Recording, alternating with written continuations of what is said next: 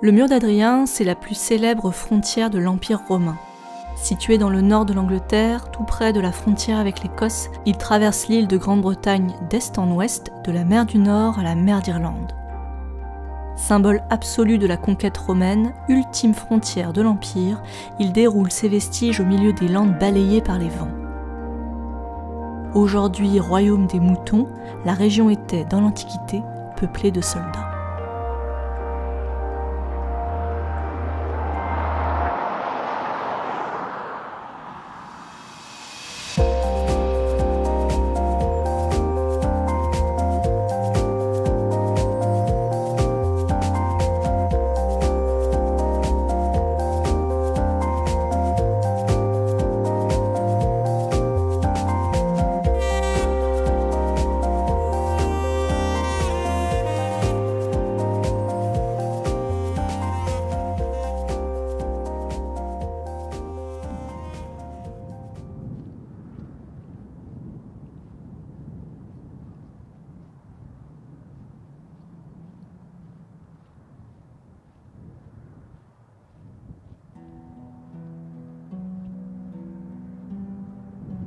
Seul, dans une tour ou avec quelques frères d'armes dans un fort, il guettait le nord et une improbable attaque d'envahisseurs du bout du monde. À 1000 lieues de la Méditerranée, transis de froid et accablés par les pluies quotidiennes ou presque, leur destin a inspiré des chansons et des poèmes, bien aidés par la nostalgie qu'inspire cette muraille solitaire. Pas insensible à cet imaginaire, j'ai moi-même voulu aller voir ça, et vous me connaissez, j'ai emmené ma caméra.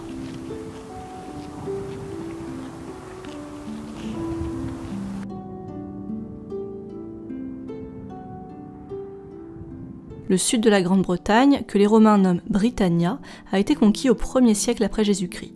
En l'an 43, l'empereur Claude envoie 4 légions de l'autre côté de la Manche. De nombreux épisodes de révolte et de répression sanglante plus tard, les armées romaines entament la conquête de l'Écosse. Mais alors que la victoire est presque acquise, le général Agricola est rappelé à Rome et ses armées se replient vers le sud. Elles s'installent sur une ligne suffisamment étroite pour être défendues efficacement, ce qui va devenir le mur. C'est ici qu'intervient Hadrien. Après les grandes conquêtes de son prédécesseur Trajan, Hadrien inaugure une ère plus défensive. L'Empire romain est à son apogée, il fait plus de 5 millions de kilomètres carrés et poursuivre les conquêtes s'avère difficile. Hadrien s'investit donc activement dans la diplomatie avec les peuples barbares pour sécuriser les confins de l'Empire et il abandonne même quelques provinces lointaines comme la Mésopotamie. Surtout, il lance de grands travaux sur les tronçons les plus exposés des frontières. Après l'Afrique et la Germanie, il se rend sur l'île de Bretagne. C'est là qu'il ordonne la construction d'un dispositif totalement inédit qui gardera son nom, une ligne de fortification de 117 km entre le fond du golfe de Solway et l'embouchure de la Tyne. Nulle part ailleurs, Rome n'érigera un tel dispositif de défense. Hadrien, qui a lui-même vécu aux côtés de l'armée, a sans doute eu pitié de ces hommes, exposés aux incessantes embuscades des tribus insoumises qui allaient et venaient en toute liberté. Il faut donc faire vite. Dans sa première phase, le mur est construit en mode de terre coupé à la bêche et empilé par les légionnaires, qui sont réquisitionnés pour l'occasion. Ils en ont l'habitude, les travaux de maçonnerie ou de terrassement font partie du métier. À l'avant du mur, le fossé d'où est extraite la terre forme lui aussi un obstacle important. Achevée en très peu de temps, cette première construction n'est pas définitive. Dans une deuxième phase, le mur est consolidé. À la mode romaine, un parement en pierre est appliqué sur un ouvrage d'opus caementicum, pierre et gravats indistinctement coulés dans le mortier. Les fondations du mur montrent une épaisseur de 3 mètres, mais l'élévation était sans doute plus étroite. Au sommet, il faut imaginer un petit chemin de patrouille et peut-être un parapet en bois avec des créneaux. Cette fortification peut passer pour un aveu de faiblesse de Rome, se barricadant car n'ayant pas su vaincre. Pourtant, ce mur massif, continu et bien gardé, adressait tout de même aux barbares un avertissement très explicite. Avec ses 4 ou 5 mètres de hauteur et ses pierres blanchies à la chaux, le rempart tranchait nettement avec le paysage des Landes britanniques. D'autant que le mur était complété par des fortins qu'on appelle les Mile Castles. Régulièrement espacés de 1000 pas, soit 1481 mètres, ils sont la rationalité romaine dans sa plus pure expression. En tout, il y a donc 80 petits châteaux qui accueillaient chacun quelques dizaines d'hommes. Ici, l'un d'eux, le My Castle numéro 39, livre encore des vestiges des bâtiments internes, entrepôts et maisons qui ont abrité pendant plusieurs siècles les soldats du mur. Soldats auxiliaires d'un statut inférieur aux légionnaires puisqu'ils n'étaient pas citoyens romains, ils étaient aussi moins payés et moins équipés que leurs compagnons d'armes stationnés plus au sud. Originaires d'Espagne et de Gaule notamment, ils sont de plus en plus recrutés sur place avec la romanisation de l'île. En plus des travaux d'entretien du mur, ils s'occupent aussi des vaches et des troupeaux de moutons qui leur fournissent la viande et la laine indispensables pour affronter l'hiver. Entre deux fortins comme celui-ci, 2 tours de guet étaient érigées et offraient une vue dégagée dans toutes les directions. En parallèle, une route pavée suivait le dispositif et permettait de manœuvrer des troupes rapidement. À l'arrière de la route, côté romain donc, un autre fossé est creusé, le Vallum. Profond de 3 mètres et large de 6, il était pensé pour ralentir les maraudeurs cherchant à repartir dans l'autre sens ou pour se protéger de la tribu des Brigantes installée en territoire romain, mais dont la loyauté était très relative. On aperçoit encore les vestiges de ce large fossé, ici près de Coburn. Enfin, un réseau de plus grands forts, espacés d'environ 11 km, venait renforcer l'ensemble. Il devait accueillir l'effectif d'une cohorte, soit environ 500 hommes. Certains d'entre eux sont encore bien conservés, comme ici, celui de Vindolanda. Équipé de greniers, de fours, d'une infirmerie, d'ateliers d'artisanat, d'écuries, de petits temples et d'un quartier général, il révèle en détail le quotidien des soldats du mur. À l'extérieur du camp, les habitants des environs construisaient aussi des boutiques, des tavernes et des bordels pour extorquer aux militaires les quelques deniers de leurs soldes. De petites agglomérations voient ainsi le jour et les vétérans qui ont pris des épouses sur place construisent souvent leur maison à proximité du mur où ils ont vécu pendant des années.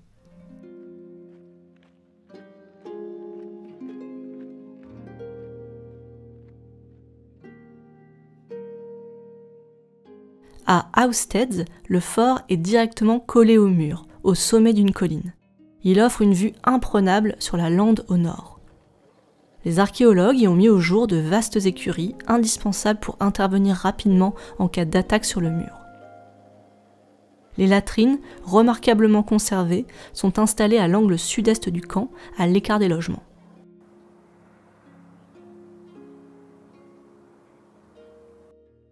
Le fort de Chester est lui positionné stratégiquement sur la rivière North Tyne.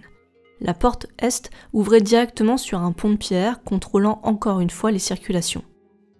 La maison du commandant avec son vaste portique pavé était installée en plein centre du camp. Autour, les logements des soldats sont bien plus étroits.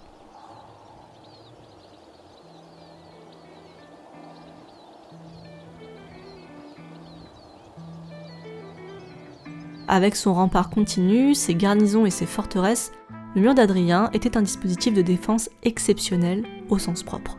C'est un cas unique. C'est la réalité géographique de la Grande-Bretagne, avec ses obstacles naturels facilement exploitables, qui a suscité une réponse de ce type aux conquérants romains.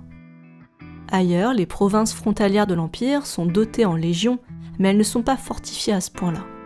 Il est de toute façon impensable de construire, de surveiller et d'entretenir un dispositif comparable sur plusieurs milliers de kilomètres. On s'appuie donc le plus souvent sur les fleuves, les montagnes ou les déserts pour constituer des remparts naturels. L'objectif d'une telle présence militaire sur le mur d'Adrien n'était toutefois pas d'ériger une barrière infranchissable, ce n'est pas réaliste. Une troupe ennemie déterminée pouvait facilement trouver un endroit mal gardé et franchir la frontière. Le but recherché par Adrien était bien plus de contrôler des checkpoints et de percevoir des droits de douane. On le voit dans les My Castle puisqu'une porte du château ouvre au nord et permet le passage sous contrôle militaire. Les sources textuelles ou archéologiques ne livrent d'ailleurs que peu de traces d'attaques sur le mur lui-même.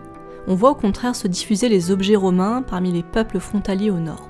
Partout sur les frontières de l'Empire, la présence de soldats disposant d'un bon pouvoir d'achat et recevant du ravitaillement de l'État stimule l'économie locale. Le mur d'Adrien n'échappe pas à la règle. Empêcher une armée hostile de franchir la frontière de l'Empire était de toute façon impossible. Le plus important, c'est de l'arrêter rapidement.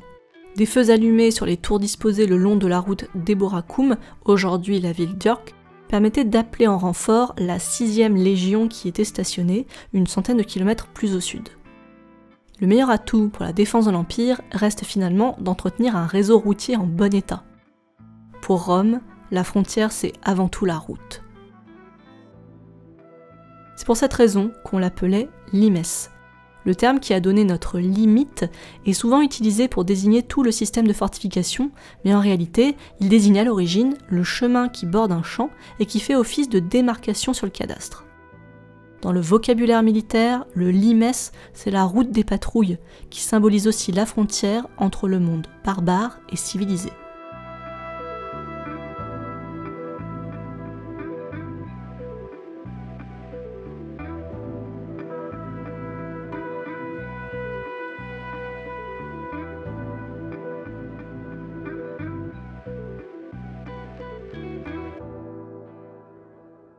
À la mort d'Adrien, en 138 après Jésus-Christ, son successeur Antonin fait préparer une expédition vers le nord de l'île pour occuper une ligne de défense encore plus courte entre l'embouchure de la Clyde et du Forth, près de Glasgow et Édimbourg.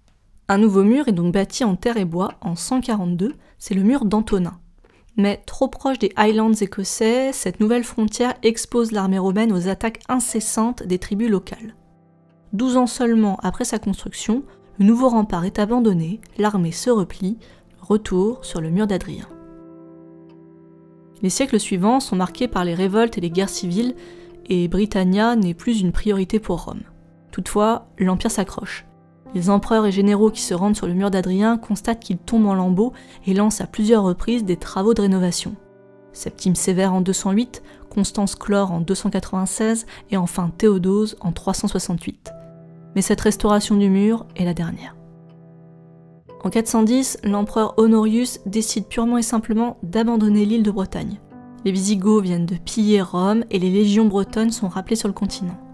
Tant pis pour Britannia. Du jour au lendemain, les soldes ne sont plus payés et le ravitaillement n'arrive plus. On imagine le désarroi de ceux qui ont voué leur vie à Rome et sacrifié plusieurs décennies de leur vie à patrouiller sur le mur dans la solitude et les pluies glaciales. Subitement renvoyés par une missive impériale, les soldats doivent quitter leur garnison et retourner à la vie civile. N'ayant rien connu d'autre que la vie militaire, certains s'engagent comme mercenaires. Les étrangers tentent de regagner leur province d'origine et d'autres restent à proximité pour tenter une reconversion. Les agglomérations qui se sont développées au bord des camps perdurent donc pendant un temps. Les artisans et les marchands y sont établis depuis longtemps, mais sans la présence de l'armée, les débouchés disparaissent. Les fortifications tombent à nouveau en lambeaux, définitivement cette fois. Les fossés se comblent et les pierres sont réemployées pour construire des églises ou des maisons. C'est la fin du mur d'Adrien.